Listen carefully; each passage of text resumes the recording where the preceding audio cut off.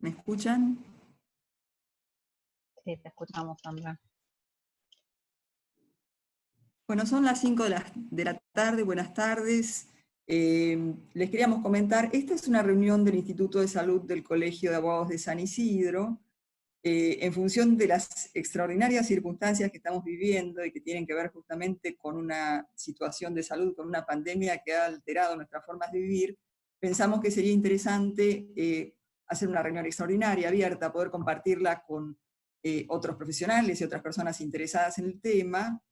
Y nos acompañan hoy realmente dos referentes en derecho de la salud, muy comprometidos con la situación actual desde sus respectivas áreas de trabajo y de saber, que son Ignacio Maglio y Carlos Burger, a quienes voy a presentar ahora y van a empezar sus respectivas presentaciones en minutos. Carlos Burger es abogado, doctor en Ciencias Jurídicas y Sociales, profesor en Ética y Bioética de la Universidad de Buenos Aires, de La Plata, Arturo Jaureche y Museo Social Argentino, secretario del Comité Central en Investigaciones del Ministerio de Salud de la Provincia de Buenos Aires y miembro del Comité de Ética en Protocolos de Investigación del Hospital Italiano.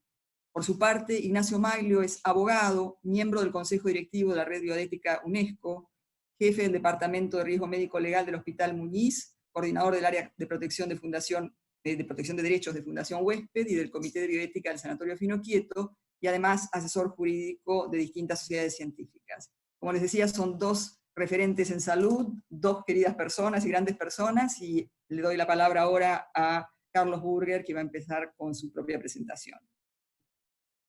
Bueno, buenas tardes a todos. La verdad, un gusto estar compartiendo este encuentro con dos amigos, como Sandra y como Nacho, personas que realmente para mí es un honor tenerlos como colegas y como amigos. Y bueno, tratando de abordar temas tan sensibles hoy en día para nuestra comunidad, como es justamente la situación de la pandemia de COVID-19. Yo sé que en el auditorio tenemos personas de diversas profesiones, personas no profesionales también, razón por la cual yo me tomé la licencia de que en los primeros 5 minutos explicar un poquito de qué se trata la investigación en seres humanos y por qué es necesario investigar. Generalmente cuando uno habla de investigación en seres humanos, y este es el imaginario social que puede llegar a ver, se identifica mucho a utilizar a un ser humano como conejillo de indias, hablando mal y pronto. ¿Bien? Y si uno empezara a hacer un raconto de lo que ha ocurrido con la investigación en seres humanos, con lo que ha sido el atropello de los derechos humanos en investigación, no puede escapar a nuestra memoria lo que ocurrió en la Segunda Guerra Mundial, en los campos de concentración, y este imaginario social está presente en la comunidad, y es lógico y es cierto. Pero también es no menos cierto que la investigación en seres humanos es necesaria. Es necesaria porque si nosotros hablamos hoy de lo que es una intervención clínica en humanos, lo que distingue la investigación en seres humanos de la práctica asistencial es que no podemos hablar de una práctica asistencial si previamente no pasó por una etapa de validación científica, razón por la cual necesitamos investigar. También el desarrollo en general de la ciencia nos ha demostrado que no nos basta con el modelo animal para después pasar directamente al modelo humano. Es necesario trabajar en laboratorio, en pruebas preclínicas y posteriormente ingresar a lo que es el protocolo de investigación en seres humanos. Así logramos, el día de mañana, tener tratamientos eficaces para determinadas patologías. Obviamente que todo el proceso de investigación, porque pone en juego muchísimos derechos personalísimos de los seres humanos, merece un marco protector, desde la ética y desde el derecho.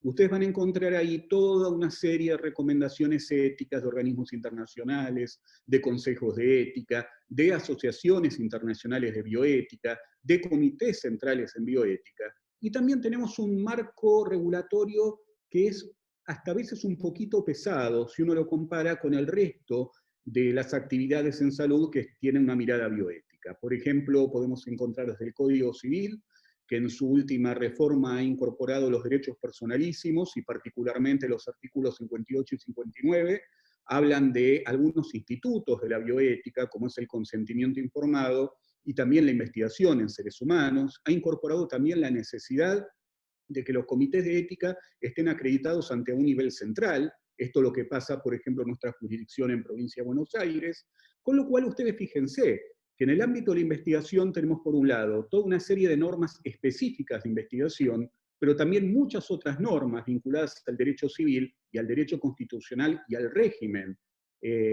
jurídico de los derechos humanos también es aplicable, como en cualquier otra actividad humana. Y por otro lado, nos encontramos en la situación en la cual la ciencia no es inocente, ¿bien? Esta idea que han tenido en su momento en la antigua Grecia de que el conocimiento científico estaba exento de cualquier valoración ética, que la ética exclusivamente correspondía a lo que sería una técnica, en el caso de la investigación se ha demostrado todo lo contrario, y nuevamente podríamos hacer un amplio recorrido histórico de lo que ha pasado con la investigación en seres humanos y con el desarrollo científico en general, dándonos cuenta que siempre hay una ideología. Siempre hay una ideología, siempre puede haber segundas intenciones, y esto pasa en cualquier actividad humana. No es exclusivamente un tema vinculado al conocimiento científico, ni vinculado exclusivamente, como se ha dicho más de una vez, a la industria farmacéutica. Es una actividad humana y por lo tanto no está exenta de juicios morales y de un análisis ético que se pueda realizar. De ahí la importancia del rol de los comités de ética. Ustedes saben que no se puede encarar un proyecto de investigación si no está aprobado por un comité de ética de investigación, y a diferencia de lo que ocurre con la bioética clínica en general, la ética en investigación implica un accionar obligatorio del comité de ética, como así también una fuerza vinculante de lo que resuelva el comité de bioética respecto de la aprobación o el rechazo de un proyecto de investigación. Bueno, ese más o menos es el panorama general que nosotros tendríamos que plantear en relación a la investigación en seres humanos, y observen ustedes que es un área interdisciplinaria principalmente, porque vamos a trabajar sobre investigación en salud, vamos a afectar a profesionales de la salud, vamos a dedicarnos a trabajar sobre patologías que afectan al ser humano, y por otro lado tenemos la mirada ética de los filósofos y de quienes nos hemos formado en ética, y también la mirada jurídica, con lo cual es muy importante, más la participación de representantes de la comunidad, más la participación de personas que son legas, es decir, que no tienen conocimiento específico, cuya mirada es muy importante en el área de investigación, y esto se encuentra así integrado en los diversos comités de ética, con lo cual fíjense si no estamos frente, como decía Habermas, a una verdadera comunidad de argumentación, ¿no? Yo creo que dentro de las corrientes filosóficas contemporáneas, la ética del discurso es la que mejor refleja el debate democrático y también la validez de las normas éticas que se puedan pronunciar, y ni que hablar en temas muy sensibles para la comunidad, que bueno, hoy vamos a fijarnos exclusivamente en el tema de investigación, pero si pudiésemos hablar de aborto, muerte digna, eutanasia, etc., imagínense la importancia del debate comunitario y de que la información circule entre la sociedad. Bueno, planteado de esta manera, voy a tirar algunas puntas que nos parecen importantes vinculadas a la investigación en seres humanos en el contexto actual de la pandemia de COVID-19. En primer lugar, debemos entender que cuando se realiza investigación, esto implica una planificación, un proyecto, una planificación y tiempos. Tiempos que no necesariamente responden a la necesidad de la comunidad, y más aún en una situación como la que estamos. Si nosotros hacemos, si yo hiciera una estadística muy ligera de lo que tenemos registrado en el Ministerio de Salud respecto de investigaciones de aquí hacia el pasado, yo les diría que la mayor cantidad de investigación tiene que ver con la oncología y más de una patología o enfermedad crónica. Pero a nadie se le ocurrió trabajar sobre una vacuna por este virus. ¿Por qué? Porque no se lo conocía. Entonces, si quizá en su momento tuvimos una alerta a nivel mundial de lo que estaba pasando en Oriente, los tiempos no dieron abasto. Ni tampoco se pudo tener conocimiento científico al momento en el cual, por ejemplo, en Argentina, aterriza, por decirlo de alguna manera, esta pandemia, y bueno, nos encontramos como estamos. Nos encontramos en una situación en la cual la comunidad requiere una respuesta de la ciencia, donde los tiempos que maneja la ciencia no siempre son los que necesita la comunidad, y esto no obedece exclusivamente a cuestiones burocráticas, a cuestiones vinculadas a marco regulatorio, a cuestiones vinculadas al rol de los comités de ética, sino porque la ciencia, cuanto análisis estadístico, consistencia interna de los proyectos de investigación, análisis de resultados, lleva tiempo. Y esto es algo inexorable. Entonces, frente a esto, yo empecé marcando algunas cuestiones vinculadas a cuál es el panorama que tenemos hoy en día. Por ejemplo, en el ministerio en el cual yo me desempeño y en los comités de ética en los cuales yo me desempeño. Yo puedo hablar por mi experiencia personal. Para esto a mí se me ocurrió agruparles la situación en tres grandes categorías de proyectos de investigación en curso y los dilemas éticos y legales que implican estos proyectos de investigación. Tres, que en realidad son dos, y después vamos a ver por qué son dos en realidad. Empezaré con los más simples, que son los protocolos de investigación de riesgo nulo o riesgo mínimo o riesgo bajo. Por lo general se tratan de estudios cualitativos, estudios epidemiológicos, donde se trata de explorar datos humanos en salud vinculados al COVID-19. Ahí tenemos muchos proyectos, uno de los multicéntricos que mayor cantidad de centros de investigación está recorriendo es el protocolo de la Sociedad Argentina de Terapia Intensiva. Lo hemos visto en la provincia de Buenos Aires para varios comités de ética y para varias instituciones en salud, donde nosotros vemos ahí que lo que está haciendo la ciencia es investigar cuál es la evolución de los cuadros de personas internadas en terapia intensiva, qué estadísticas significativas se puede sacar a los fines epidemiológicos, cuál es la calidad de vida esperada y cuáles son los registros que se van teniendo de diversos análisis clínicos o estadística clínica. ¿Por qué consideramos este protocolo es un protocolo de riesgo bajo o hasta a veces riesgo nulo? Porque el único riesgo presente que hay en este tipo de proyectos es el dato clínico, el dato personal, el dato sensible de las personas obtenido a través del desarrollo de la práctica habitual, con lo cual la persona no está expuesta a un riesgo adicional, es la práctica habitual y el riesgo habitual para este tipo de procedimientos, y entonces aparece la necesidad y el valor del dato personal y del dato clínico asociado a una persona como fundamental para llegar a una conclusión del punto de vista de la epidemiología. ¿Cuál es el principal dilema que se nos plantea en estos casos? Y no solo desde el punto de vista ético, sino jurídico. ¿Cómo se utiliza el dato? El dato en salud es un dato personalísimo, es un dato identificado, es un dato que tiene un titular, es un dato personal, y entonces cobra importancia el rol del consentimiento informado.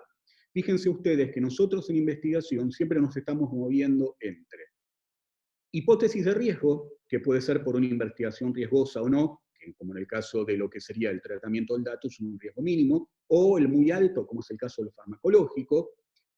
El rol del consentimiento informado, es decir, la autorización de la persona para participar en el ensayo clínico o en el estudio epidemiológico y la posibilidad de participar, como también retirarse del proyecto de investigación, los resultados de la investigación, el acceso a los resultados de la investigación, y yo pondría en última instancia el beneficio.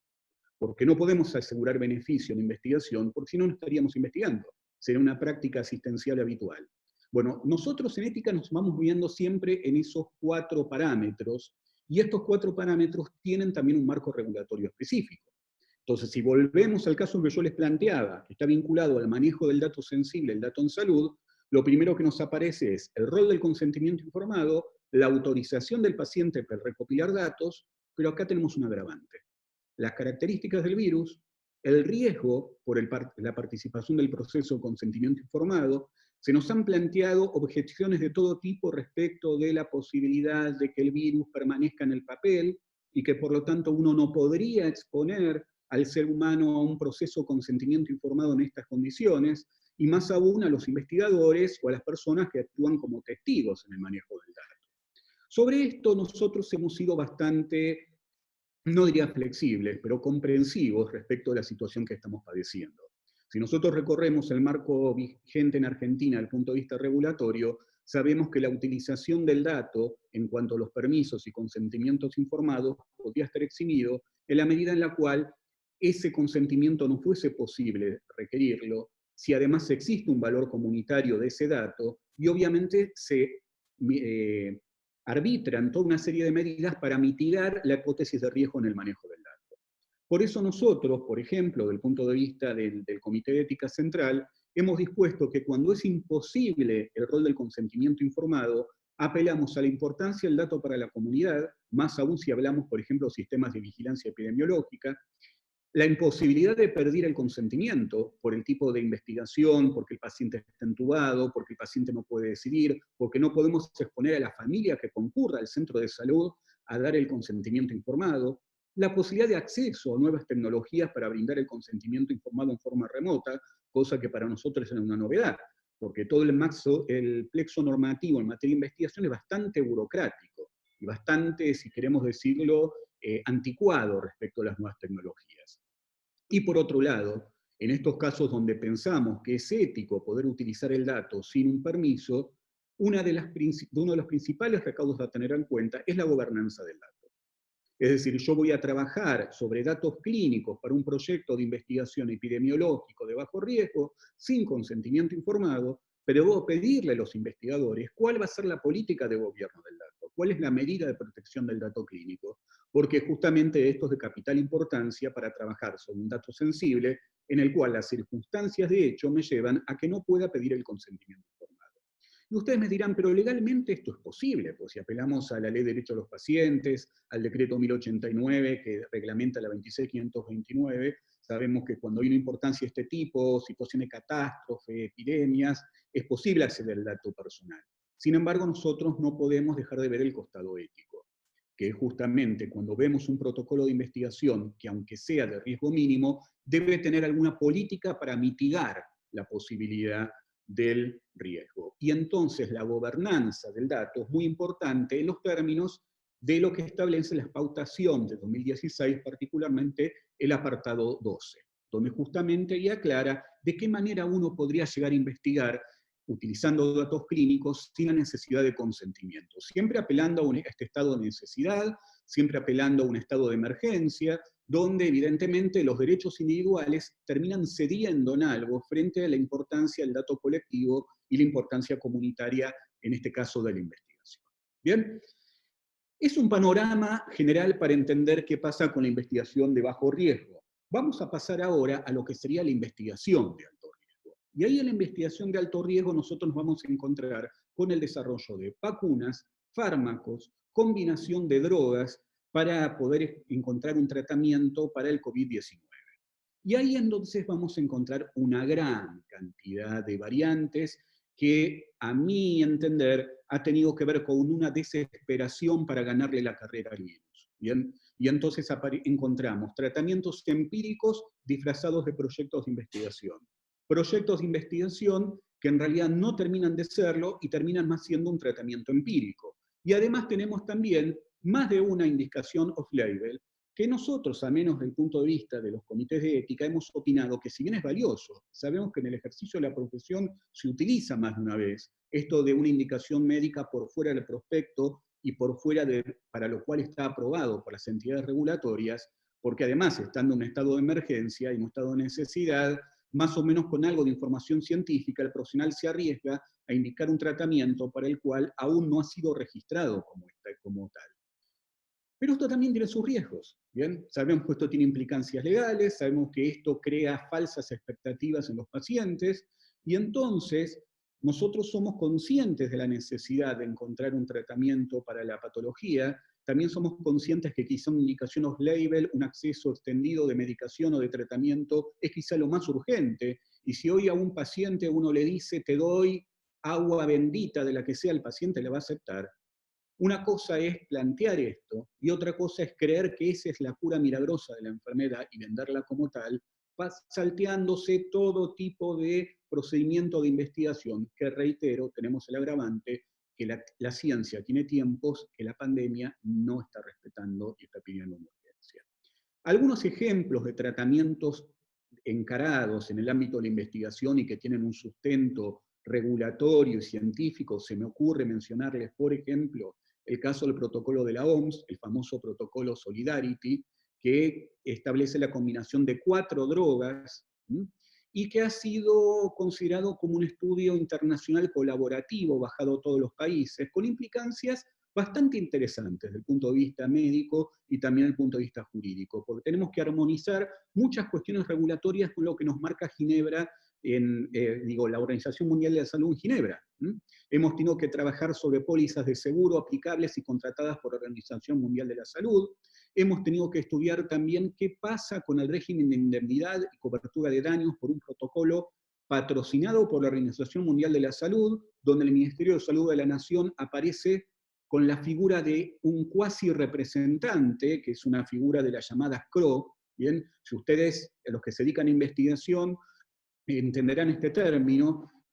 Una CRO es un representante de un patrocinante exterior en la Argentina para desarrollar un proyecto de investigación. Aunque les parezca mentira, las características que tiene el Ministerio de Nación en este proyecto es el de casi una CRO. Se encarga de buscar los centros de investigación que van a desarrollar el proyecto, los investigadores, los comités de ética, pero el diseño viene de afuera.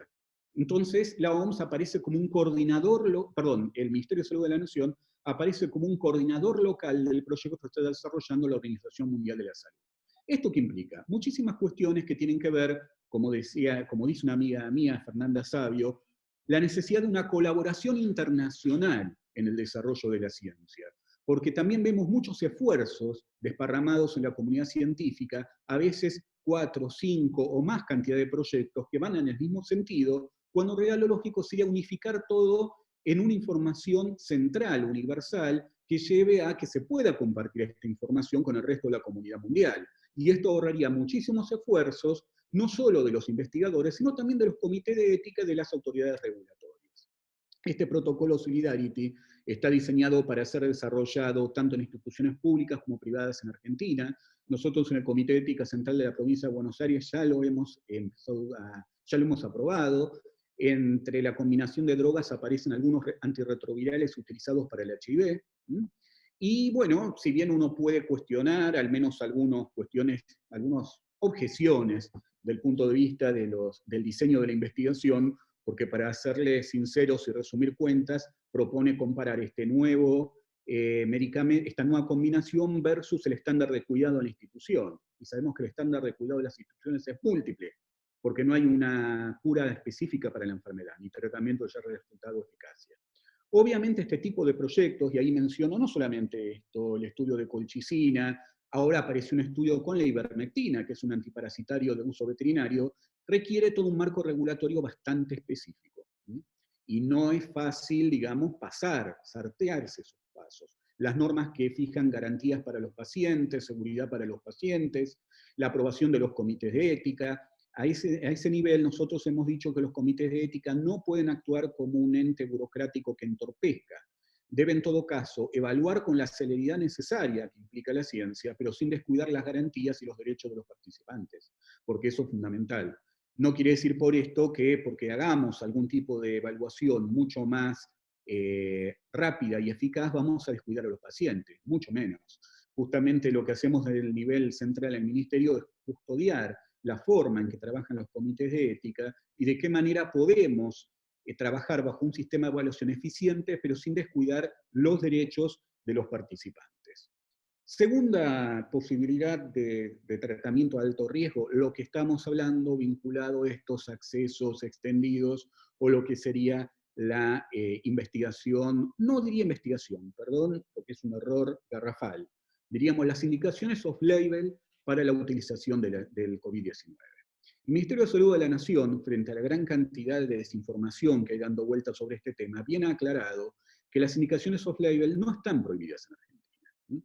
No merecen tampoco la aprobación del ANMAT, ni tampoco merecen la aprobación de organismos regulatorios en Argentina, porque es una actividad que si nosotros lo vemos desde el punto de vista de la investigación, el párrafo 37 de la Declaración de Helsinki de la Asociación Médica Mundial abiertamente dice que el médico, frente a la ausencia de tratamientos eficaces y cuya seguridad haya sido demostrada para determinada patología, puede utilizar otro tipo de medicamentos siempre y cuando tenga un gran conocimiento de la fórmula, de los principios activos, de las consecuencias para los pacientes y previo consentimiento informado del individuo. Posteriormente, dice la Declaración de Helsinki, debería efectuarse un proyecto de investigación. ¿Por qué? Porque solamente a través de la investigación vamos a tener conocimiento científico generalizable y los resultados que hayamos obtenido de este tipo de tratamientos van a poder ser extendidos al resto de la comunidad y también puede servir de base para un cambio en las indicaciones de ese medicamento. Pero volvemos una vez más, la urgencia de la pandemia lleva a que uno, supongo, yo no soy médico, pero en el ámbito profesional, se trata de ver qué pasa y qué se intenta hacer con determinados medicamentos. Esto es lo que ha pasado, por ejemplo, con el uso de la ivermectina. Nosotros nos hemos encontrado, por un lado, con ensayos clínicos, un ensayo clínico, perdón, aprobado por ANMAT, con un marco de seriedad, un cálculo estadístico, tamaño muestral, garantías legales y éticas para los pacientes, y después muchos tratamientos empíricos, que tratan de hacer un acceso extendido de la medicación, prometiendo que esta es la cura de la enfermedad. ¿Está mal esto? No. ¿Es riesgoso? Sí. Es riesgoso, no puede generar conocimiento que fuese compartible con el resto de la comunidad, no puede generar tampoco una conclusión diciendo esta es la medicación efectiva y segura para el COVID-19, y tenemos nosotros algunos casos en nuestra jurisdicción donde se ha tratado de trabajar sobre este tipo de procedimientos. Sin ir más lejos, otro de los procedimientos que se están utilizando, con un riesgo mucho menor, es el plasma. Ustedes sabrán que el Ministerio de Salud de la Nación ha dictado un plan maestro para la utilización de plasma de convalecientes de COVID-19. Ese programa implica 4 instancias, 2 de las cuales tienen que ver con el acceso del plasma para aplicar directamente a humanos, y segundo, el desarrollo de un proyecto de investigación clínica para que pueda demostrar la efectividad y la eficacia del plasma para personas con COVID-19. ¿Esto qué lleva? A que hoy en día en las jurisdicciones, en las diversas áreas de hemoterapia, por ejemplo, el Instituto de Hemoterapia de la provincia de Buenos Aires, se haya empezado a recibir donaciones de plasma de personas convalecientes para ser suministradas, transfundidas a personas con diagnóstico COVID-19. Con una diferencia de lo que sería una indicación off-label, con una diferencia de lo que sería un acceso extendido de medicación, que ¿cuál sería?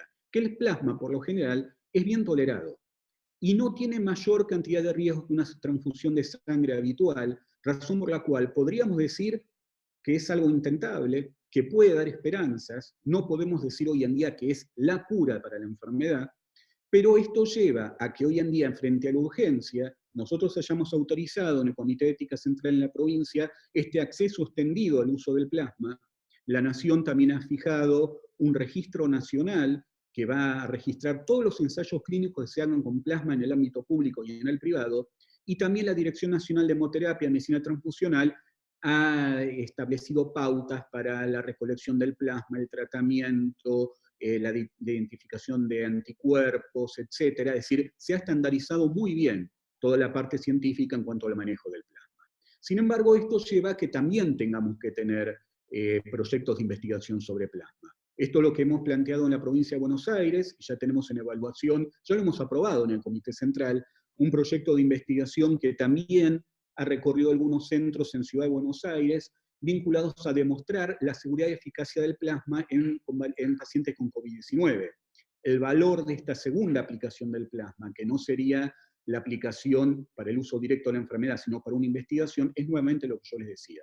La posibilidad de encontrar, de resumir posteriormente información científica valiosa, llegar a una conclusión que realmente el plasma es la respuesta para esta patología, y obviamente con un gran compromiso, que este sería el marco, el cierre de hablar de investigación, que necesitamos conocimiento generalizable, necesitamos que la información se conozca, necesitamos que la información sea destinada al resto de la comunidad, no solo a los que han participado en proyectos de investigación. Es información valiosa que debe tenerla toda la comunidad científica y la sociedad civil en general, para realmente poder saber si esto realmente ha dado buenos resultados. Y finalmente, lo que quería destacar, en base a lo que yo también les comenté, es importante reiterar el compromiso de colaboración internacional y de los mismos centros de investigación en Argentina. Necesitamos que todos vayan en la misma línea, que todos aprendamos, porque si hay algo que nos enseñó este virus, y todos lo hemos aprendido, temas vinculados a la solidaridad, fíjense lo que es donar plasma. Por un lado, para un proyecto de investigación, y por otro lado, para el acceso directo por parte de pacientes con enfermedad. Esto implica una actitud solidaria, una virtud, diríamos nosotros desde la ética, que debe ser aprendida por la sociedad, pero también por la comunidad científica. Necesitamos una colaboración mayor de parte de los científicos, de solidaridad, de compartir la información y de ir todos en el mismo sentido, para que de esa manera no desperdiciemos fondos en investigación, en 500 proyectos sobre lo mismo, y tratemos de entender que el día que encontremos una cura para esta enfermedad va a ser para beneficio de todos. Para la sociedad en general, por supuesto, porque la más beneficiada, y para los científicos que habrán logrado un paso gigante para la humanidad. Muchas gracias.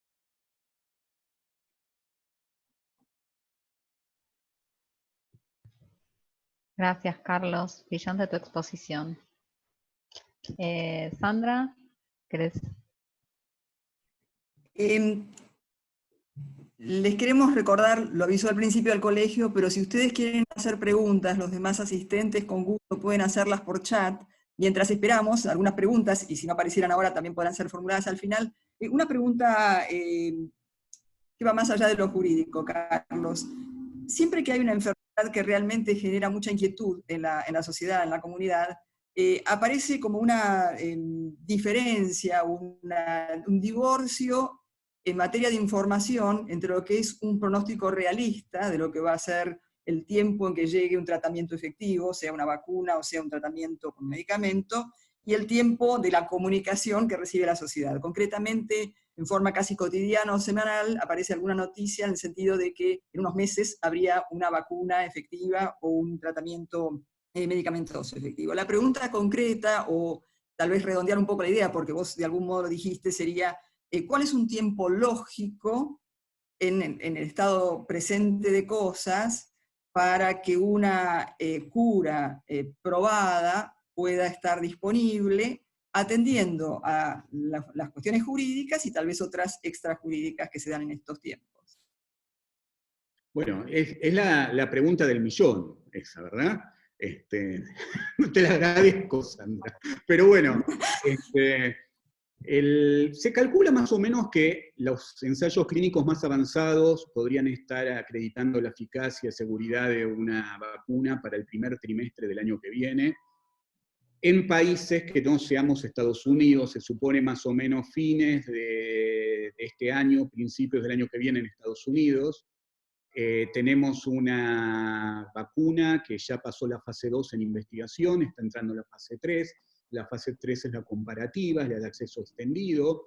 Ya en esa fase se incorporarán más o menos 600 personas, y se calcula que estamos hablando del primer trimestre del 2021, ¿no? Eso siempre es una estimación que uno hace, si todas las cosas andan bien. Estamos, como decíamos hoy, en una carrera entre lo que son los tiempos regulatorios, los análisis estadísticos, los resultados y las necesidades de la comunidad. Y los tiempos más auspiciosos están hablando de esa época. Carlos, primero te agradezco porque estuvo súper interesante y brillante tu exposición. Y te hago una pregunta, ¿no? En tu opinión, y esto que contabas recién, ¿no? De lo que son los protocolos que hay en investigación, que a veces no son los que necesita la sociedad, ¿no? Frente a una pandemia. En tu opinión, ¿crees que estos protocolos y estos pasos deberían reducirse, simplificarse frente a una situación como la que nos encontramos ahora? ¿O pensás que igual hay que respetarlos y seguirlos porque eso hace a la eficiencia, obviamente, de los resultados? En cuanto a lo que es el protocolo, el desarrollo del protocolo, no hay muchas vueltas que dar, ¿bien? Hay algún tipo de diseños de investigación que permiten mayor flexibilidad y acortar tiempos. No soy la persona indicada para hablar de metodología farmacológica, pero por ejemplo, los estudios adaptativos es una forma de ensayo clínico en el cual se va cambiando el diseño sobre la marcha y según los resultados. Y eso permite acortar algunos tiempos, ¿bien? Lo que nos importa a nosotros, y nos involucra a todos los que estamos aquí del ámbito del derecho, es que no podemos descuidar las garantías y los derechos de los participantes, que eso es lo fundamental. Muchas veces hay quejas o reclamos de por qué se piden tantas cosas, por qué se pide analizar tanto un contrato de investigación clínica, por qué se exigen tales y cuales garantías de indemnidad, porque está de por medio la seguridad, la vida y la salud de las personas, que además están participando de un proyecto de investigación y no están accediendo a un tratamiento para curarse una enfermedad. Hay que entender que el objetivo de la investigación es generar conocimiento, y si de paso logro curar a una persona, bienvenido sea. Pero yo no puedo garantizar un resultado beneficioso. Con todo esto, lo hace una actividad muy riesgosa, donde coincido con vos, Cecilia, que deberíamos acelerar tiempos muertos, que hay muchos en investigación, cuestiones regulatorias, trámites que sabemos que algunos, lamentablemente, no hacen a la seguridad de los pacientes. Pero desde el punto de vista científico hay cosas que hay que respetar. hay análisis que hay que respetar, deben existir comités de seguridad de datos que van analizando constantemente los resultados adversos de las investigaciones, cada laboratorio lo tiene, el que tiene un desarrollo biotecnológico, y esto lleva tiempo, y lamentablemente es así. Ahora sí creo que tenemos una gran responsabilidad de acotar aquello que es viable acotar sin descuidar los derechos de los pacientes, de los participantes. Gracias, Carlos. Mira, te hago una pregunta que mandaron acá por el chat. Dice, el doctor habló de protocolo de riesgo cero, que es el que hablaste en primer término, pero habla que maneja información médica sensible, que son los datos en salud en general, todos, ¿no? ¿Por qué habla entonces de riesgo cero? Bien, ahí tengo que hacer una distinción.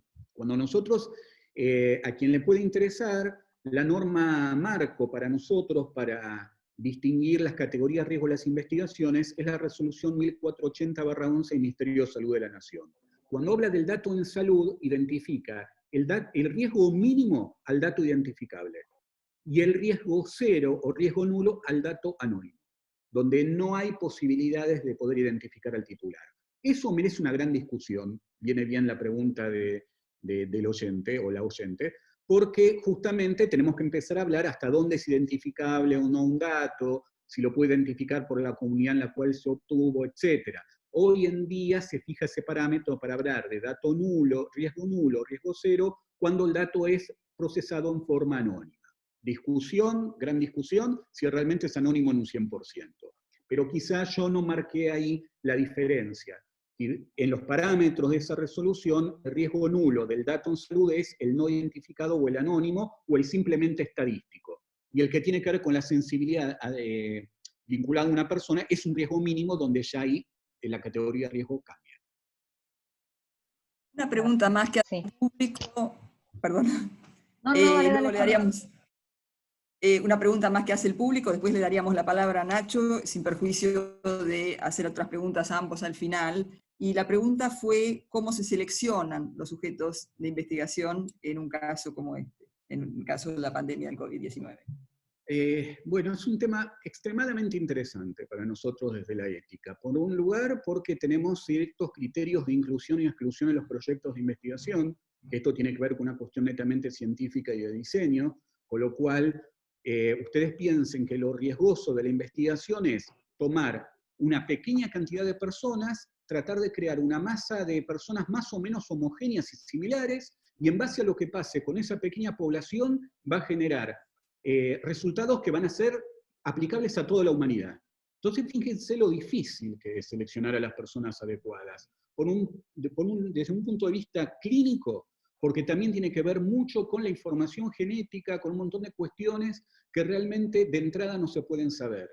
Y después, por otro lado, el otro gran tema que hay en materia de selección tiene que ver quiénes tienen derecho a acceder a un ensayo clínico. Yo siempre he planteado si hay un derecho a participar en un ensayo clínico. Si los ensayos clínicos deben desarrollarse solamente en determinadas poblaciones vinculadas a centros urbanos muy importantes, donde importa la enfermedad, y dejamos fuera un montón de personas que quizás se podrían ver hipotéticamente favorecidos y en una primera instancia no pueden acceder a ese proyecto. Eso es lo que en una de las aristas que plantea la bioética cuando habla del principio de justicia en la investigación, que es el criterio de la selección equitativa de la muestra en investigación. Entonces, respondiendo rápidamente, los criterios son definidos por el proyecto en base a información científica, clínica, etc.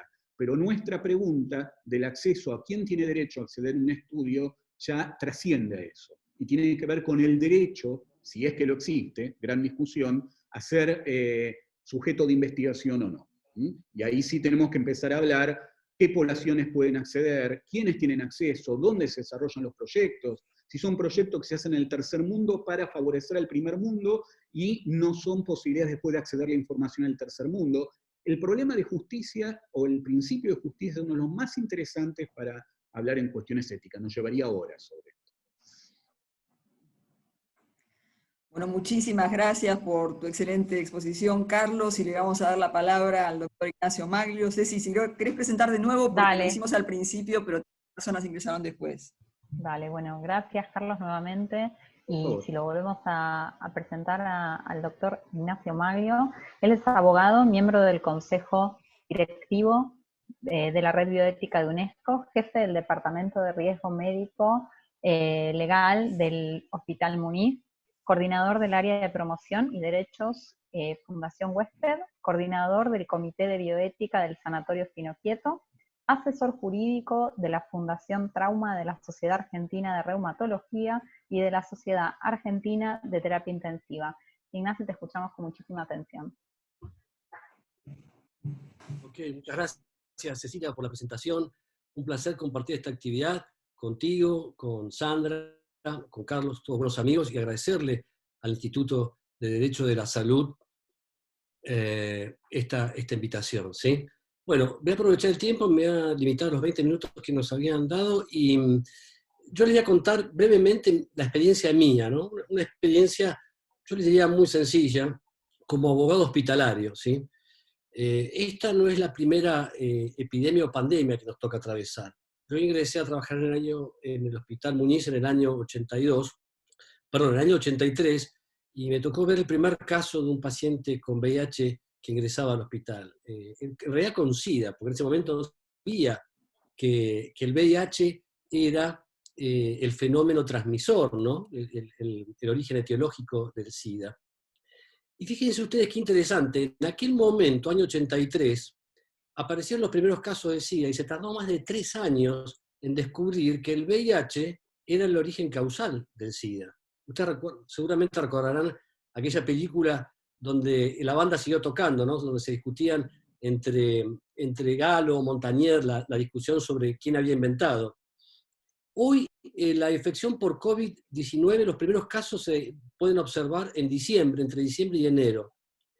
En menos de un mes ya se sabía cuál era el agente etiológico de la pandemia. Fíjense ustedes qué tremenda desarrollo tecnológico que acompaña esta epidemia.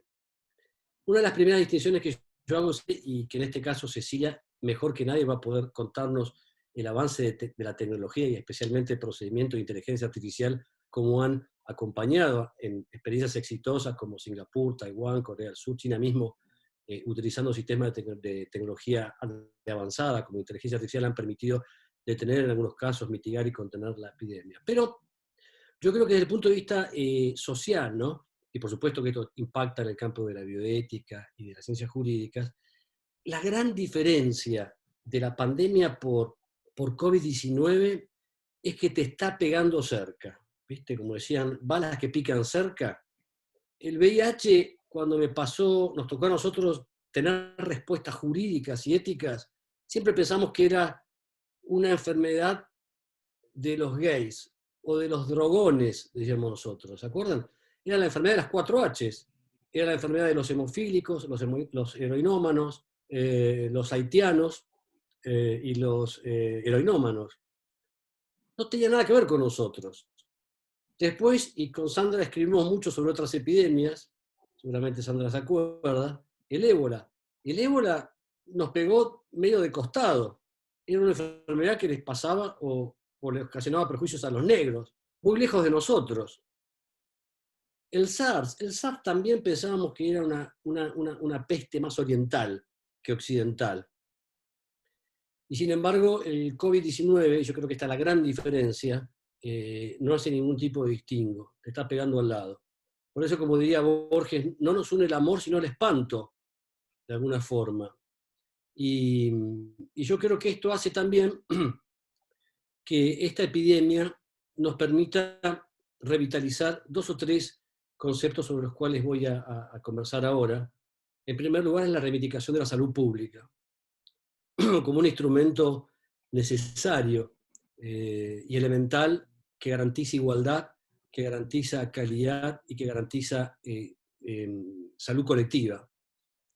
Ustedes fíjense, creo que de alguna forma esto lo pueden decir los que están allí lejos, como Cecilia, en Italia el primer impacto de la epidemia se encontró con un país que había desinvertido en salud pública durante los últimos 3-4 años. Italia perdió aproximadamente 35.000 puestos de salud, de trabajadores de la salud, en los últimos 3-4 años. Y llegado el pico no tenían forma de operar, no tenían operadores para maniobrar y manipular respiradores y para ventilar a la gente. Lo mismo pasó lamentablemente en España y en Inglaterra, en Reino Unido. a pesar de que el Reino Unido tenía un sistema un poco más robusto en términos de salud pública. Entonces, este creo que es uno de los primeros puntos. Camus en La peste nos enseñaba, nos decía, en el mundo siempre hubo guerras y plagas, pero siempre tomaron al mundo desprevenido, ¿no?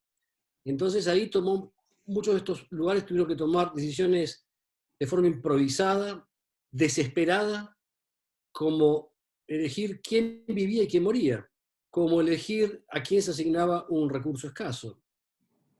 Y yo creo que claramente es un escenario sobre el cual en Argentina tenemos algunas ventajas comparativas importantes. Yo ahora les voy a contar un poco lo que nosotros estamos haciendo y lo que nosotros hicimos en los ámbitos hospitalarios donde trabajo, para que justamente las decisiones no se tomen en marcos de improvisación y sobre todo en marcos de anomia institucional. Ustedes saben lo que significa para trabajadores de la salud tomar la decisión en cuanto a decidir quién vive o quién no vive. Esto claramente provoca un agobio y un peso moral que va a tener consecuencias para toda la vida. Entonces nosotros decidimos, fundamentar nuevos principios que tienen que ver con la ética de la salud pública. Fíjense hasta qué punto la epidemia nos obliga a repensar nuestras formas de vincularnos también y formas de pensar nuevos derechos también. ¿Se acuerdan aquel viejo paradigma del derecho que decía nuevos hechos, nuevos derechos? Bueno, nosotros tenemos que refundar un sistema de salud pública con nuevos principios, y también nuevos principios éticos y jurídicos. Cuando Carlos hablaba de la investigación clínica en contextos de epidemia, seguramente ustedes saben, y una pregunta que me quedó para hacerle a Carlos, que después se la voy a hacer para poder compartirlo con él, la Organización Mundial de la Salud acaba de lanzar un programa de investigación para inocular el virus en voluntarios sanos. Esto significa inyectar virus, enfermar a personas, a voluntarios sanos, porque esto va a poder disminuir drásticamente los periodos de investigación para llegar a tener una vacuna segura, efectiva y de calidad. Esto, imagínense ustedes, provoca un dilema tremendo. Y esto se está discutiendo hoy, y esto provocó hoy, les aseguro, una fractura en la ética internacional. Muchos aquellos que sostienen principios deontológicos, es decir, basados en principios que tienen que ver con principios morales como la dignidad y la autonomía, han repugnado este estudio que está promoviendo la Organización Mundial de la Salud, porque dicen, esto infiere un principio fundante de la ética médica, que es aquel principio que indicaba no dañar. ¿Se acuerdan ustedes? Un principio común a la ética médica y a la ética jurídica. El alterum non ladere para los juristas y el primum non nocere para la medicina, ¿se acuerdan? 2500 años de tradición hipocrática. Y en estos ejemplos de inoculación de voluntarios sanos, estamos trastocando de alguna forma ese principio de no dañar.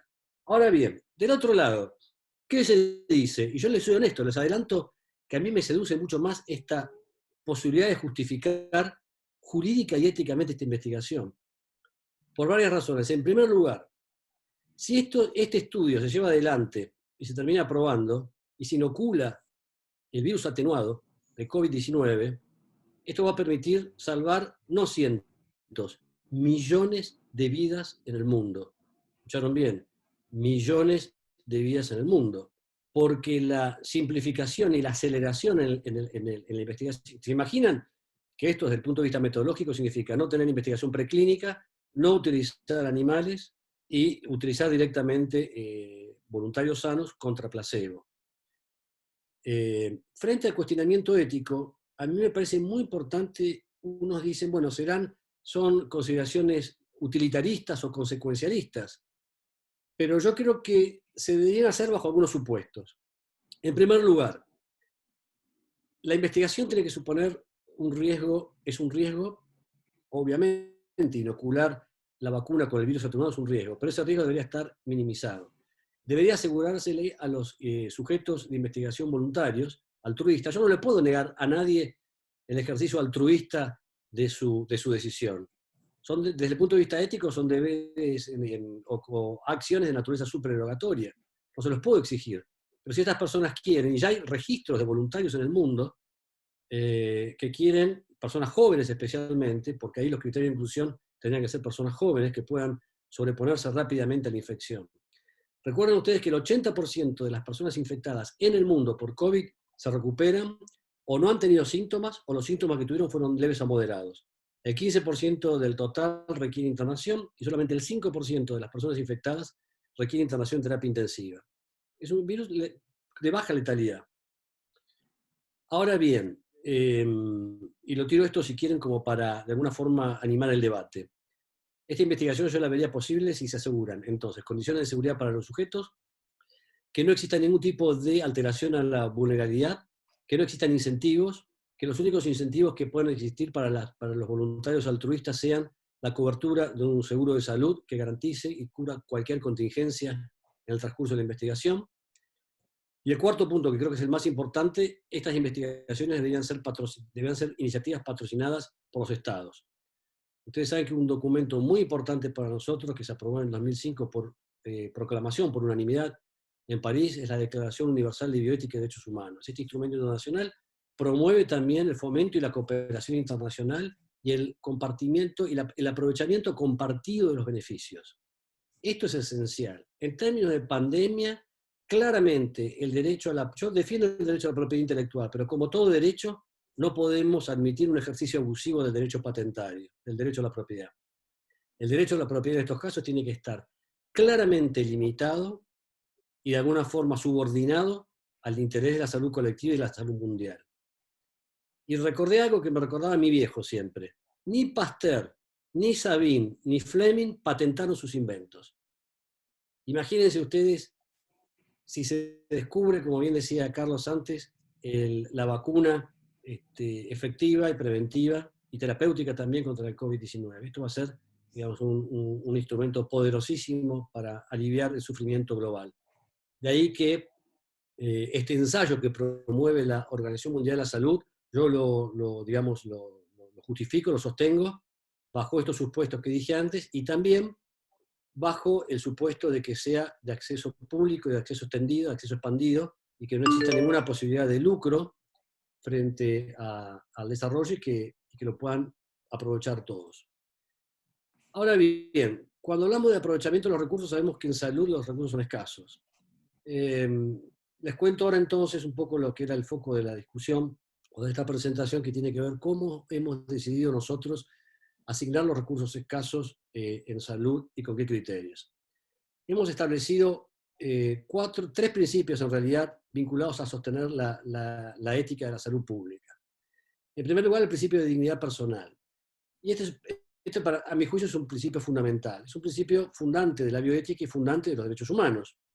Como bien señalaba antes Carlos, luego de las atrocidades de la investigación nazi como población vulnerada, como eran los judíos, los gays, los perturbados mentales, la gran transformación de los derechos humanos ahí poner por encima del interés colectivo, por encima del interés de la ciencia, el interés individual y la promoción de la dignidad personal. Pero es muy importante que nosotros podamos aplicar prácticamente el concepto de dignidad, porque si no damos lugar a algunas consideraciones éticas, especialmente de cuño principialista, que han dicho que la dignidad es un concepto inútil y que es poco práctico y que no sirve. Fíjense hasta qué punto a nosotros nos sirve definir el concepto de dignidad y qué aplicación práctica tiene. Nosotros básicamente decimos que la dignidad, en primer lugar, es un valor esencial que se predica a las personas. Como ustedes saben, hay otros entes que tienen derechos de cuarta, quinta generación, como el medio ambiente, los derechos de las generaciones futuras o venideras, pero la dignidad claramente es un derecho, un valor, un metaprincipio que se predica a las personas, en primer lugar. En segundo lugar, el valor de la dignidad nos obliga a considerar a los demás y a que se nos considere a nosotros mismos como fines en nosotros mismos y nunca se nos trate como medios para determinado fin. En tercer lugar, la dignidad obliga a que cada uno de nosotros es un ser único y irrepetible, independientemente del valor social, de la edad que tengamos o de la contribución social. Y este es un aspecto esencial en época de pandemia. Ahora, aplicación práctica de este concepto. Por ejemplo, en España, ustedes saben, hubo una escisión ética entre las sociedades científicas, especialmente las sociedades de terapia intensiva y anestesiología, que plantearon a la edad como un criterio autónomo de asignación de recursos en salud. Es decir, como ustedes saben, el impacto de la epidemia es mucho más alto en personas mayores de 70 años, ellos decidieron que la edad a personas mayores no iban a tener, era un criterio autónomo y no van a tener ingreso, no solamente a terapia intensiva, sino que no iba a ser un criterio de asignación de prioridades en el uso de respiradores.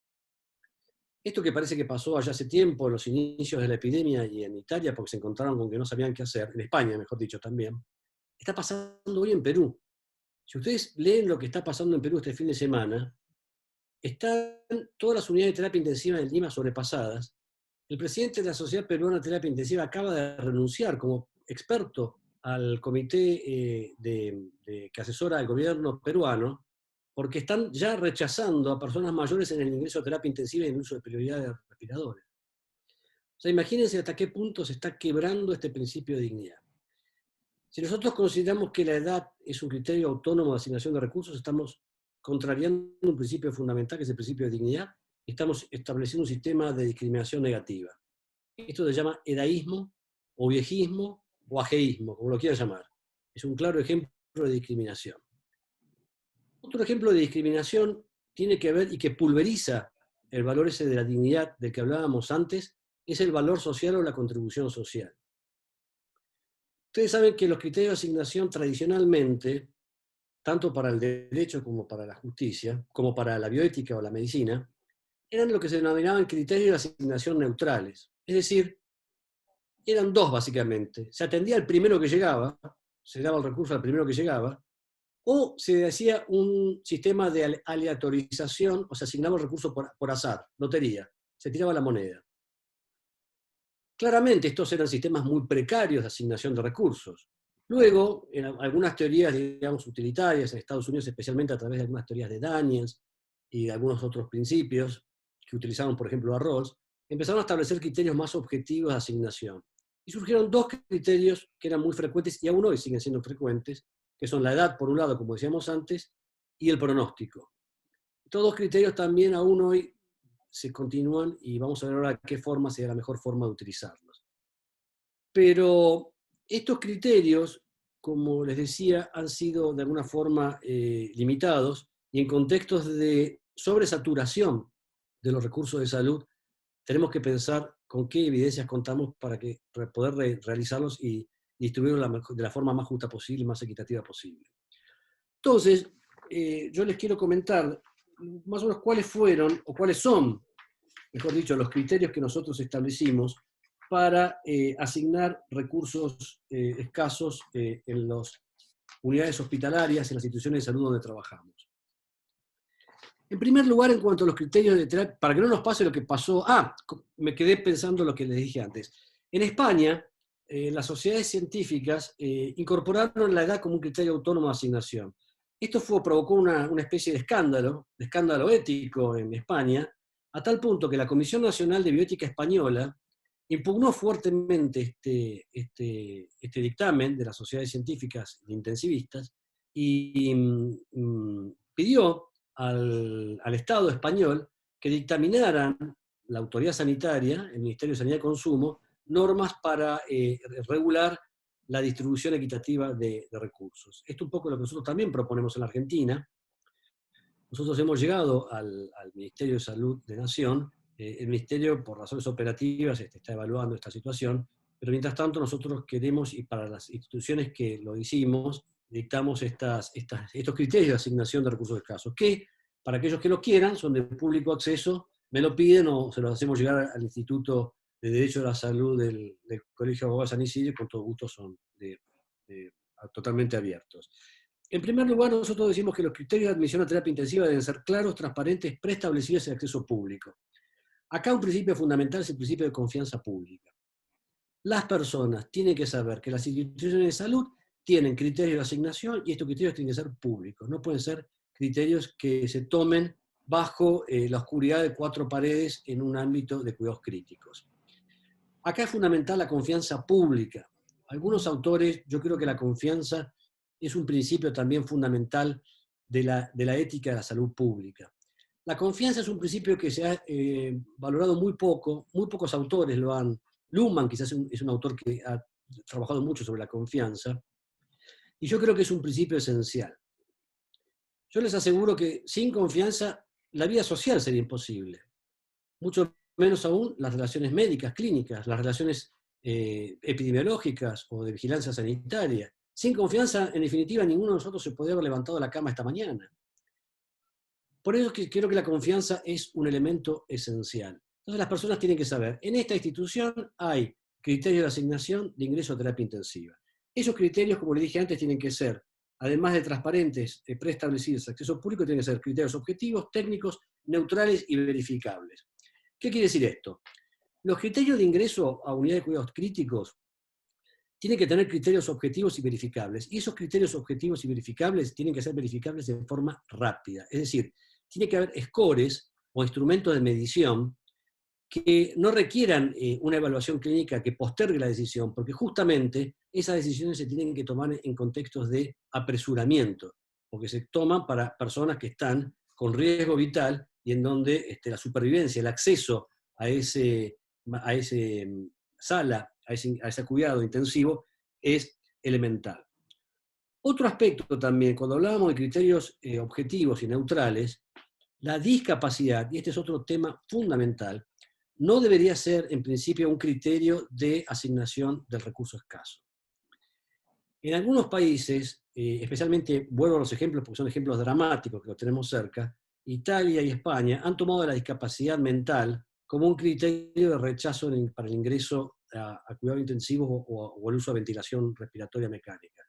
Esto pensamos nosotros que es francamente discriminatorio, que pulveriza las obligaciones que Argentina contrajo a través de la ratificación de la Convención Internacional sobre Derechos de Personas con Discapacidad, claramente. Entonces pensamos también que ese debe ser un criterio que no debe ser posible tenerlo en cuenta. Tienen que ser objetivos y neutrales porque también no podemos aceptar criterios que tengan que ver, como dije antes, sobre la valoración social del candidato al recurso escaso. ¿Qué quiere decir esto? Basándonos en criterios de equidad y de dignidad, desde el más pobre al más rico, todos tienen la misma chance de acceder al criterio de asignación. Muchos países están discutiendo hoy, y esto lamentablemente algunos países nórdicos lo establecieron, que el valor social del candidato puede ser un elemento de desempate en el criterio. Es decir, por ejemplo, si tenemos los mismos scores en cuanto a gravedad y a pronóstico, pero en un caso tenemos un ingeniero nuclear que está desarrollando un invento que va a favorecer a millones de personas a través de un nuevo mecanismo de energía, y otro que es un obrero desempleado por la pandemia, muchos dicen, bueno, la valoración social o la carga social de aquel competidor que tiene más posibilidades de influir y de beneficiar, bueno, esto no debemos aceptarlo, como decíamos antes, porque esto pulveriza ese sentido de la dignidad del que hablábamos antes, ¿sí? Bien, entonces, en los criterios también, por ejemplo, de uso de respiradores, que quizás es uno de los elementos quizás más drásticos, porque aquí, ¿por qué decimos que es un dilema? Es un dilema porque la definición de dilema es cuando nosotros tenemos un problema y tenemos dos alternativas, pero cualquier alternativa que elijamos se va a transformar en un nuevo problema. Esa es la definición de dilema, ¿no? Es un dilema moral, es un dilema jurídico. La gran cuestión de este tiempo, tanto para médicos, juristas y instituciones, es realizar un juicio de ponderación sobre cuál es la opción que vamos a elegir y que menos repercusión en términos de afectación de derechos va a tener. Esa es la gran cuestión. Como les decía antes, en la evaluación también de los criterios para ingreso a terapia, al uso de respiradores, que es otro de los instrumentos críticos, también decimos que deben ser claros, transparentes, preestablecidos y de acceso público. También deben ser objetivos, técnicos, neutrales y verificables. Y acá también nosotros hemos propuesto criterios de discriminación positiva basados en la equidad. Ustedes saben que de acuerdo al Sistema Universal de Derechos Humanos, cualquier acción para que no sea catalogada discriminatoria tiene que ser objetiva, razonable y tiene que perseguir un propósito legítimo. Esta es un poco la definición que da el Comité de Derechos Humanos. Entonces nosotros decimos que criterios de discriminación positiva tienen que ver con lo que tradicionalmente se decía como favorecer a los desfavorecidos o como aventajar a los desventajados. Y en este sentido nosotros proponemos 3 criterios de discriminación positiva. En primer lugar, y esto sé que va a generar o genera algún tipo de discusión, pero nosotros lo sostenemos de acuerdo a estos principios. En primer lugar, deberían tener acceso, prioridad en el uso, los trabajadores de la salud que han sido infectados en ocasión del servicio, y todos aquellos trabajadores esenciales también que hayan sido infectados en ocasión de la prestación de su servicio esencial. Esto, a nuestro juicio, obedece a dos situaciones muy claras. Una es situaciones que podemos llamar de justicia conmutativa y justicia restaurativa. Algunos dicen, bueno, pero si son miembros del equipo de salud, ellos, cuando decidieron tomar la decisión de ser enfermeras, enfermeros, médicas y médicos, asumieron de alguna forma este riesgo. Sí, quizás es un argumento para tener en cuenta, pero yo creo que todo aquel que decidió también ser trabajador de la salud lo hizo en contextos de prácticas corrientes y habituales.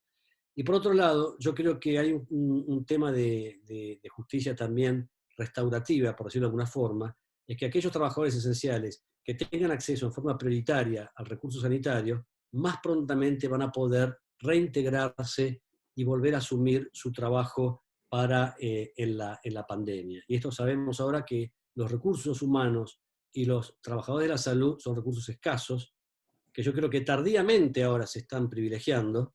A mí me parece bárbaro que a las 9 de la noche todos aplaudamos, pero sin lugar a dudas es un reconocimiento injusto y tardío. El segundo estándar de discriminación positiva para el cuidado de salud, nosotros lo damos por también compromisos en términos de derecho internacional de derechos humanos a niños, niñas y adolescentes. A pesar de que sabemos que el impacto en niños, niñas y adolescentes es bajo, creemos que en términos de interpretación convencional y constitucional del principio del más alto interés del niño, debería asignarse prioridad. Y el tercer digamos, grupo sería para personas gestantes. Todos sabemos que las personas gestantes, a pesar de que la transmisión vertical del virus es un tema que es controversial, pero pensamos que las personas gestantes también deberían tener una asignación prioritaria en los servicios de salud. También nosotros con Sandra escribimos hace tiempo un trabajo sobre lo que significaban los derechos en los finales de vida. Allí discurrimos sobre los testamentos vitales, las directivas anticipadas, como quieran llamarlas. Ustedes saben que ya desde hace muchísimo tiempo la ley 26.599 y del 2015 el Código Civil establecen la posibilidad de que cada uno pueda formular directivas anticipadas. A pesar de que no es una práctica común, hemos tenido algunos casos de que personas ya han ingresado a unidades de cuidados críticos con directivas anticipadas. En este caso nosotros sugerimos una reinterpretación de las directivas anticipadas. ¿Por qué? Porque las directivas anticipadas en general se formulan cuando uno está lúcido y previendo que uno no quiera entrar en esa cadena que se conoce como de encarnizamiento terapéutico, ¿verdad? O de prolongación de la agonía a través de mecanismos desproporcionados y extraordinarios que provocan un sufrimiento desmesurado. Pero eso uno lo piensa en ese escenario.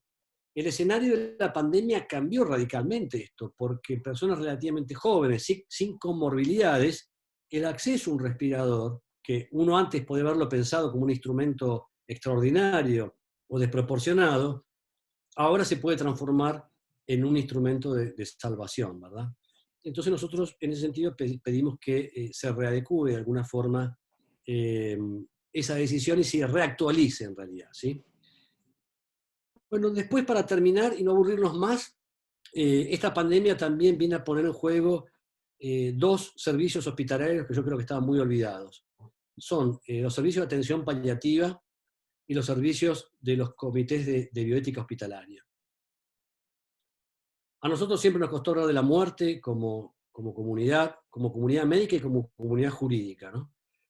Siempre hicimos un ocultamiento hasta medio maníaco de la muerte, ¿verdad?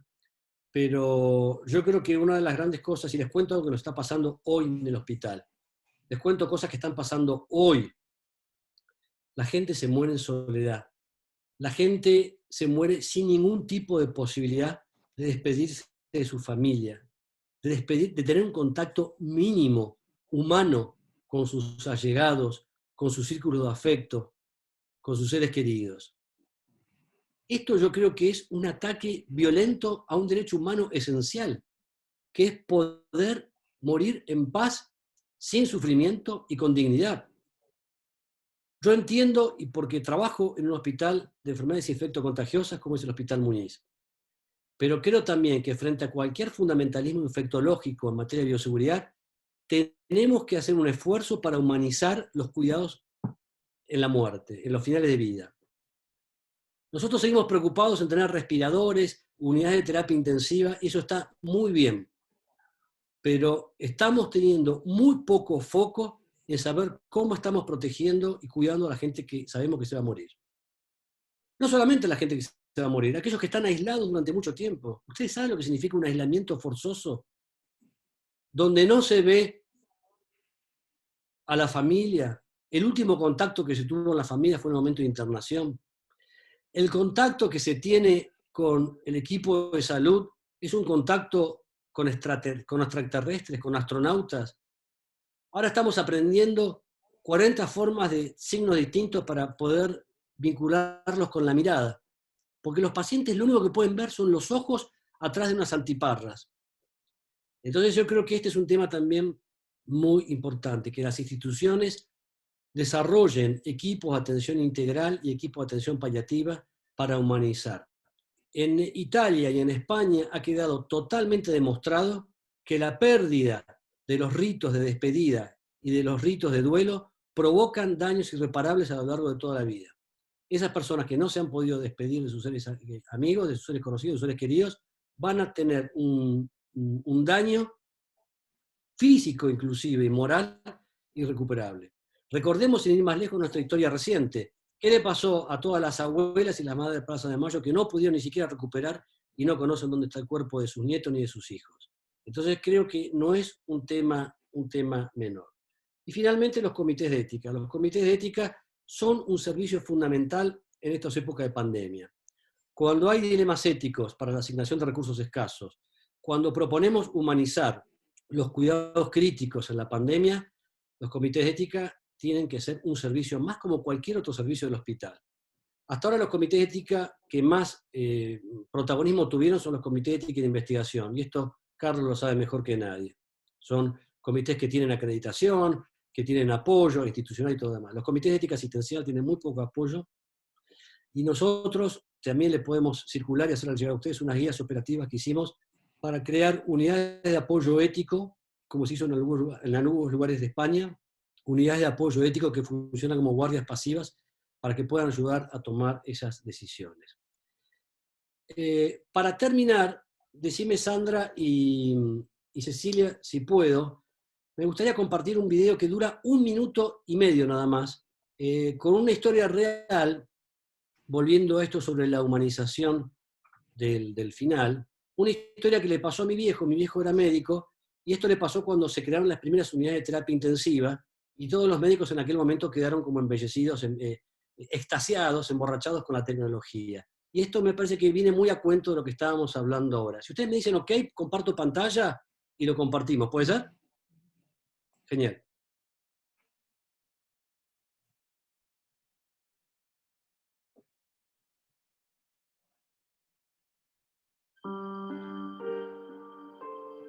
Perdón, ¿se está viendo la imagen?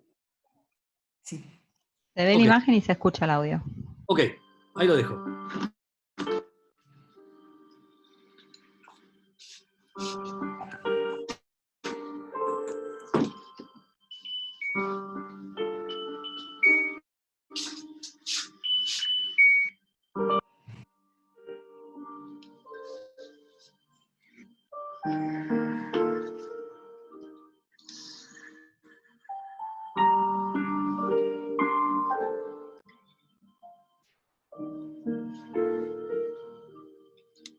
Buenas noches, doctora.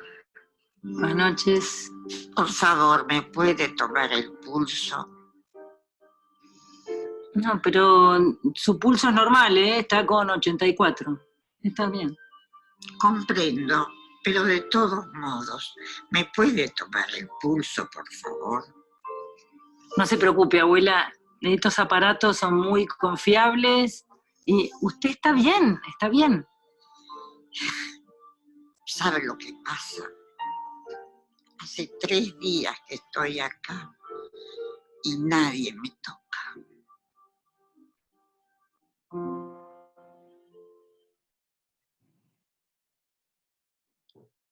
Bueno, no sé si se pudo ver, pero para terminar, agradecerles mucho, Sandra, Cecilia, Carlos, al Instituto de Derecho de la Salud, y finalmente un homenaje y un reconocimiento a todas las infectólogas y los infectólogos, porque ayer fue el Día del Infectólogo.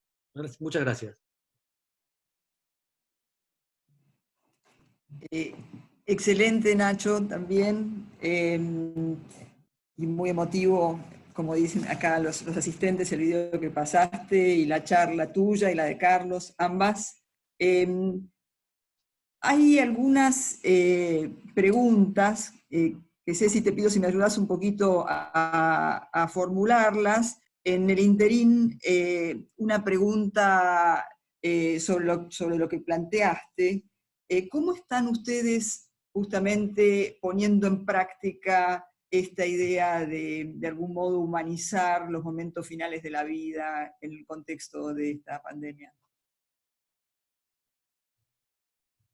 Bueno, Sandra, nosotros en el hospital, gracias al apoyo de la Asociación Pallium y del equipo de cuidados paliativos del Hospital Udaondo, en el Hospital Muñiz hace ya 2 semanas formamos con un entrenamiento intensivo, una metodología de un grupo hóspede de Inglaterra y con ayuda de Pallium, un equipo de cuidados integrales en el Hospital Muñiz, donde somos 16 personas, por supuesto un equipo interdisciplinario, intergestivo, allí donde hay médicos, enfermeras, trabajadores sociales, comunicadores, nutricionistas, en donde estamos generando algunas recomendaciones para humanizar el cuidado en la pandemia. Entre ellos, por ejemplo, algunas cosas mínimas, porque acá hay gestos pequeños, pero que producen resultados tremendos en términos de dignidad. Por ejemplo, las personas que entraban a UFU o venían hisopadas con síntomas y entraban en aislamiento, inclusive ya casos sospechosos o confirmados, esas personas entraban directamente y no tenían, por ejemplo, un poquito de papel higiénico o un cepillo de dientes, y quedaban aisladas probablemente durante una semana o 14 días. Entonces ahí una de las primeras cosas que tomamos decisiones es preparar un kit, por ejemplo, de insumos, para que puedan estar esa estadía mínima en condiciones de dignidad. Es decir, un jabón, un shampoo, un papel, algo para estar más tranquilos, algo para leer. Y por otro lado estamos como, gracias a Dios, como decía Camus, ¿no? Yo creo, a mí me pasó lo mismo, en todas las epidemias he visto en la gente más cosas dignas digamos, de placer, de confort, de solidaridad que de discriminación. Hemos recibido un montón de donaciones, y entre esas donaciones, una de las cosas que se querían hacer era mejorar la interconectividad, porque también aquí planteamos algo que Cecilia lo sabe muy bien, que es el derecho a Internet como un derecho humano, el derecho a la conexión, el derecho a tener un dispositivo digital como un derecho humano, y acá se ve con toda crudeza. Entonces lo que estamos tratando de hacer es que cada paciente pueda tener un dispositivo digital, una tablet o un teléfono, para que puedan tener un contacto visual a través de teleconferencias, un chateo o un sistema de cercanía, aunque sea mediatizado por un monitor, ¿verdad? Ese es otro de los elementos que estamos haciendo para humanizar. Y después hay una serie esto todavía no está implementado, pero estamos proponiendo también protocolos para mejorar esas situaciones que decíamos antes de despedida y de duelo, a través también de la conexión digital en los finales de vida.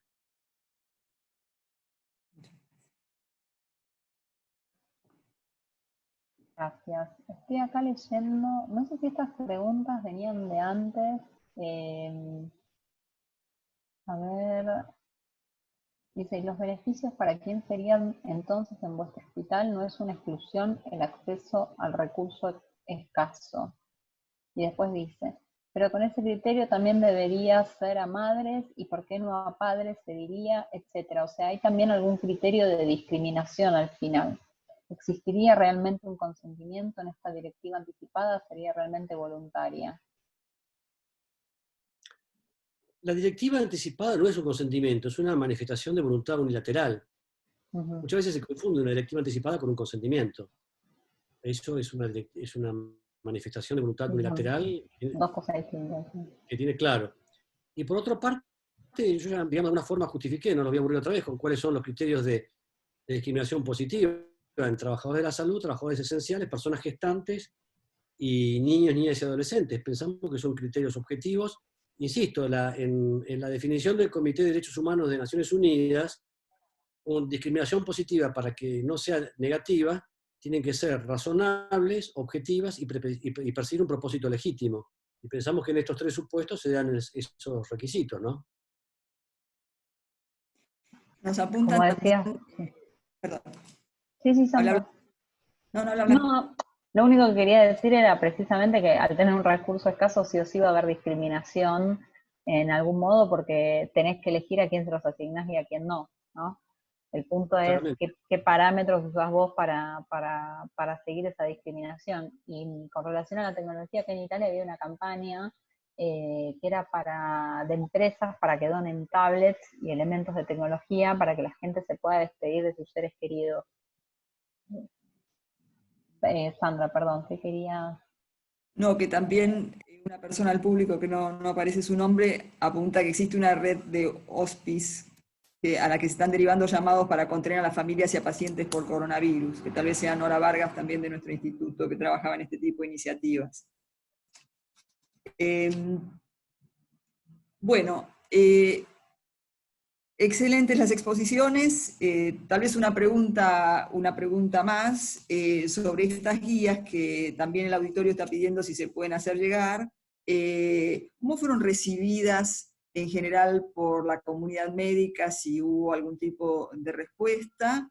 Y también por ahí replicar la pregunta a Carlos. ¿Cómo están siendo recibidas por las instituciones, las observaciones que en general se están haciendo respecto de estos protocolos, si pudiera hablarse de alguna generalización o de algún caso a destacar? Bueno, a ver, en lo que respecta a las guías que les comenté antes sobre criterios de asignación, yo creo que han sido bien recogidas, básicamente porque evitan 3 aspectos: evitan la improvisación, evitan el agobio moral, que significa que uno tenga que decidir. Imagínense la carga de que uno tenga que decidir por su propio criterio y bajo su propia responsabilidad asignar un recurso escaso en contexto de sobresaturación de los servicios y donde las decisiones en última instancia van a ser trágicas, querramos o no. Yo creo que por lo menos en las instituciones donde yo trabajo han sido muy bien recibidas porque permitieron también generar un confort en los equipos de salud, ¿no? Especialmente los que están en el frente, es decir, los intensivistas, traumatólogos, kinesiólogos que trabajan en asistencia respiratoria mecánica, enfermeras, enfermeros. Muchas gracias. Sandra, la respuesta. A ver, muchas veces los investigadores toman el comité de ética como un organismo pseudo burocrático que impide el desarrollo de la ciencia. Lejos de eso, como bien lo hablamos, lo que queremos es investigación de calidad y respeto por los derechos de los participantes. Y realmente cuando hemos hecho observaciones con esa perspectiva, formando, si se quiere, al investigador a través de esas observaciones, colaborando con el investigador para ver cómo mejorar el proyecto, realmente hemos tenido respuestas positivas. En ese sentido, no podemos argumentar que haya habido una postura obstinada del equipo de investigación diciendo los criterios son estos, los niveles de seguridad son estos. Todas las sugerencias que hemos hecho, al menos la experiencia que hemos tenido, han sido bien recibidas. Así que en ese sentido me parece que es interesante ver un cambio de actitud en el investigador, de entender que su discurso moral detrás de un proyecto es susceptible de una revisión ética y que la ética da fundamentos para sostener esos discursos. Y realmente se han podido hacer trabajos muy interesantes. Y si me permitís, quiero decirle a Nacho que fue muy emotivo ver este video, porque me hizo recordar mucho las enseñanzas de Paco, de su papá, que tengo el gusto de tener sus palabras en libros que hemos hecho cuando yo trabajaba en el Hospital Eva Perón de San Martín, donde él concurrió tantas veces como expositor, y realmente tenemos unas mesas desgrabadas de él sobre el final de la vida que han sido memorables y siguen siéndolo, ¿no? Y seguimos, Nacho, todavía replicando esas enseñanzas en la enseñanza de grado de la bioética. Así que fíjate el legado que nos ha quedado para nosotros. Nada más eso. Muchas gracias. Carlos, yo te agradezco infinitamente. Justamente el sábado se cumplieron 3 años de la ida de Paco, así que lo recibo con mucho aprecio y con mucho amor. Muchas gracias, Carlos. Me alegro, me alegro. Ceci. Yo agradecerles, maravilloso escucharlos, interesantísimo. Agradecerles por el tiempo porque los dos ahora están súper afectados con su trabajo, o sea, en auge, y hacerse el tiempo para venir acá a compartir con nosotros y enseñarnos. todas estas cosas, y aparte interesantísimo porque es desde la cocina misma, los dos están ahí en el día a día, así que agradecerles muchísimo, y creo que nos dejan muchas reflexiones y muchas inquietudes para seguir pensando, así que creo que eso está muy bueno. Gracias. Bueno, me sumo a las palabras de Ceci, fue un honor para nosotros contar con ustedes, interesantísimas sus presentaciones, muchísimas gracias a la audiencia por las preguntas, por los comentarios, y bueno, un abrazo y será hasta otra ocasión. Bueno, muchas gracias. Muchas gracias, un placer. Gracias, Ceci y Sandri. Chao, Carlos. Gracias. Chao, Carlos. Chao, Sandra. Un abrazo a todos. Gracias. Hasta luego. Hasta luego. Hasta luego.